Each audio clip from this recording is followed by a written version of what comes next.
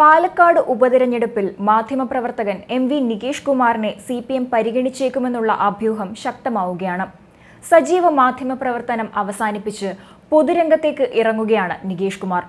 തന്റെ മുന്നോട്ടുള്ള പൊതുപ്രവർത്തനങ്ങൾ എല്ലാം CPMനൊപ്പമാണെന്ന് അദ്ദേഹം വ്യക്തമാക്കിയിരുന്നു.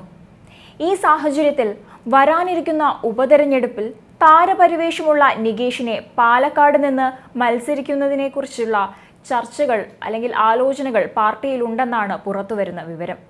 നിലവിൽ മുൻ MP NN കൃഷ്ണദാസ് മുതൽ CPM യുവ നേതാവായ നിതിൻ കണിച്ചേരിയുടെ പേരുകൾ വരെ CPMൽ ഉയരുന്നുണ്ട്. എന്നാൽ നികേഷിനെ മത്സരിപ്പിക്കുന്നത് പോരാട്ടം കൂടുതൽ ശക്തമാക്കാൻ സഹായിക്കുമെന്ന തരത്തിലാണ് ചർച്ചകൾ സജീവമാകുന്നത്.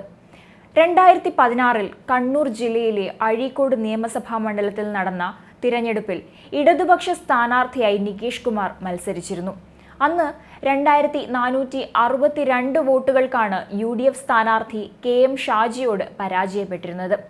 ഇതിനുശേഷം തിരിച്ച് മാധ്യമപ്രവർത്തനത്തിലേക്ക് മടങ്ങിയ നികേഷ് ചെറിയ ഇടവേളയ്ക്ക് ശേഷമാണ് വീണ്ടും രാഷ്ട്രീയത്തിൽ സജീവമാകാൻ ഒരുങ്ങുന്നത്.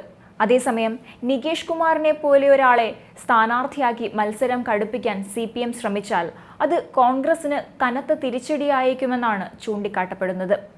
BJP 2ാം സ്ഥാനത്ത് നിൽക്കുന്ന മണ്ഡലമാണ് പാലക്കാട്. CPM ഇവിടെ 3ാമതാണ്. BJP വിജയിക്കാതിരിക്കാൻ CPM വോട്ടുകളടക്കം കോൺഗ്രസിലേക്ക് പോകാറുമുണ്ട്. കഴിഞ്ഞ നിയമസഭാ തിരഞ്ഞെടുപ്പിൽ ഷാഫി പറമ്പിലിന് ഇത്തരത്തിൽ CPM വോട്ടുകൾ നേടാൻ സാധിച്ചിരുന്നു. ഇത്തവണ കരുത്തനായ നേതാവിനെ CPM പരിഗണിക്കുന്നത് BJP വോട്ടുകൾ വിഘടിക്കുന്നതിനും BJPയുടെ വിജയത്തിന് തന്നെ ഇത് കാരണമാകുമെന്നുമാണ് നിലവിലെ വിലയിരുത്തലുകൾ. എന്നാൽ എന്നും കോൺഗ്രസിനെ ജയിപ്പിക്കേണ്ട ബാധ്യത CPMന് പാലക്കാടില്ലെന്നാണ് നേതൃത്വത്തിന്റെ നിലപാട്. അതേസമയം ആരെയൊക്കെ മത്സരിപ്പിച്ചാലും ഇത്തവണയും മണ്ഡലം നിലനിർത്തുമെന്ന് തന്നെയാണ് കോൺഗ്രസ് അവകാശപ്പെടുന്നത്. ലോക്സഭാ കണക്കുകളാണ് പാർട്ടിയുടെ ആത്മവിശ്വാസത്തിന് കാരണം. ലോക്സഭാ തിരഞ്ഞെടുപ്പിലെ കണക്കുകൾ പ്രകാരം 9707 വോട്ടിന്റെ ലീഡ് പാലക്കാട് നിയമസഭാ മണ്ഡലത്തിൽ UDFനുണ്ടായിരുന്നു.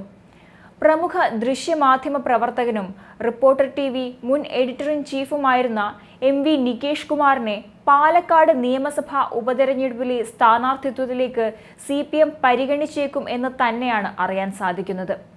ചേലക്കര നിയമസഭാ സീറ്റ് നിലനിർത്തുന്നതോടൊപ്പം പാലക്കാട് നിയമസഭാ സീറ്റ് പിടിച്ചെടുക്കുകയോ വോട്ട് വർധനവ് ഉണ്ടാക്കുകയോ ചെയ്താൽ അത് 2026 പൊതു തിരഞ്ഞെടുപ്പിനെ നേരിടാൻ ഇടതുപക്ഷത്തിന് കരുത്താകുമെന്നാണ് CPM നേതൃത്വം കണക്കുകൂട്ടുന്നത്. പാലക്കാട് CPM പരിഗണനയിൽ മുൻ MP NN കൃഷ്ണദാസ് മുതൽ CPM യുവ നേതാവായ നിതിൻ കണിച്ചേരി വരെ ഉണ്ടെങ്കിലും ഒരു താരപരിവേഷമുള്ള സ്ഥാനാർത്ഥി വേണമെന്ന ആവശ്യം ശക്തമായാൽ ഇപ്പോഴത്തെ സാഹചര്യത്തിൽ M.V. നികേഷ് കുമാറിന് തന്നെ നറുക്കു വീഴാനാണ് സാധ്യത. 2019 3859 വോട്ടുകൾക്കാണ് ഷാഫി പറമ്പിൽ പാലക്കാട് നിന്നും വിജയിച്ചിരുന്നത്. ഇപ്പോൾ നടന്ന ലോക്സഭാ തിരഞ്ഞെടുപ്പിലെ കണക്കുകൾ പ്രകാരം 9707 വോട്ടിന്റെ ലീഡ് പാലക്കാട് നിയമസഭാ മണ്ഡലത്തിൽ UDFനുണ്ടെങ്കിലും ഉപതെരഞ്ഞെടുപ്പ് വന്നാൽ കാര്യങ്ങൾ കൂടുതൽ സങ്കീർണമാകും. BJP 2ാം സ്ഥാനത്ത് നിൽക്കുന്ന പാലക്കാട് നിയമസഭാ മണ്ഡലത്തിൽ BJP വിജയിക്കാതിരിക്കാൻ CPM വോട്ടുകളും മുൻപ് ലഭിച്ചിരുന്നെങ്കിലും പുതിയ സാഹചര്യത്തിൽ പരമാവധി വോട്ട് പിടിച്ച് കരുത്തു കാട്ടാനാണ് ഇത്തവണ CPM ശ്രമിക്കുക. ഇവിടെയാണ് നികേഷിനെ പോലെയുള്ള ഒരാളുടെ പേരിനും പ്രസക്തി വർദ്ധിക്കുന്നത്. കമ്മ്യൂണിസ്റ്റ് നേതാവും മുൻ മന്ത്രിയുമായിരുന്ന M.V. രാഘവന്റെയും CV ജാനകിയുടെ മകനായി 1973 മെയ് 28 M.V. നികേഷ് കുമാറിന്റെ ജനനം.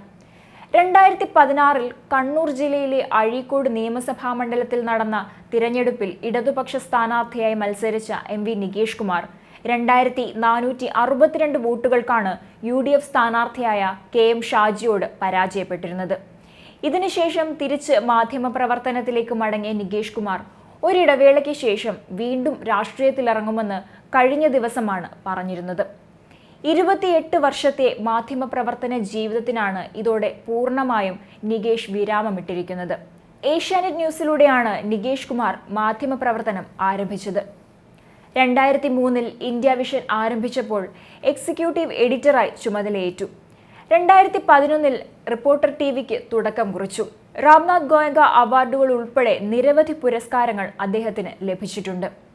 അതേസമയം സജീവ പാർട്ടി പ്രവർത്തനത്തിനിറങ്ങാതെ തിരഞ്ഞെടുപ്പ് സമയത്ത് മാത്രം എത്തുന്ന പാർട്ടിക്കാരൻ എന്ന പ്രതിച്ഛായ നികേഷ് കുമാറിന് ദോഷമാകുമെന്ന് കരുതുന്നവരുമുണ്ട്. മുൻപും മാധ്യമമേഖല വിട്ട് രാഷ്ട്രീയ പ്രവേശനം നടത്തിയിട്ടുള്ള നികേഷിനെതിരെ സ്ഥിരതയില്ലാത്ത രാഷ്ട്രീയക്കാരൻ എന്ന വിമർശനം CPM-ലെ ചില കോണുകളിൽ നിന്ന് നേരത്തെ തന്നെ ഉയർന്നിട്ടുണ്ട്. പൊതുജനങ്ങളുമായി പാർട്ടി പ്രവർത്തകർക്കും നേതാക്കൾക്കും ബന്ധം നഷ്ടമാകുന്നു എന്ന വിമർശനം ശക്തമാകുമ്പോൾ നികേഷിനെ പോലെ സെലിബ്രിറ്റി പരിവേഷമുള്ളവരെ രംഗത്തിറക്കുന്നത് രണ്ടാമതൊന്ന് ആലോചിച്ച് വേണമെന്ന് വാദിക്കുന്നവരും CPM-ലുണ്ട്. അതേസമയം മാധ്യമപ്രവർത്തന രംഗത്ത് നിന്ന് രാഷ്ട്രീയത്തിലെത്തുന്നവർക്ക് നന്നായി ശോഭിക്കാനാകുമെന്നും നികേഷിന്റെ പരിചയം പാർട്ടിക്ക് ഗുണം ചെയ്യുമെന്നും കരുതുന്നവരുണ്ട്. നികേഷിന്റെ ജൂനിയർ ആയിരുന്ന വീണ ജോർജ് നിയമസഭാംഗം എന്ന നിലയിലും മന്ത്രി എന്ന നിലയിലും നല്ല പ്രകടനം കാഴ്ചവെക്കുന്നത് ഇവർ ചൂണ്ടിക്കാട്ടുന്നുമുണ്ട്.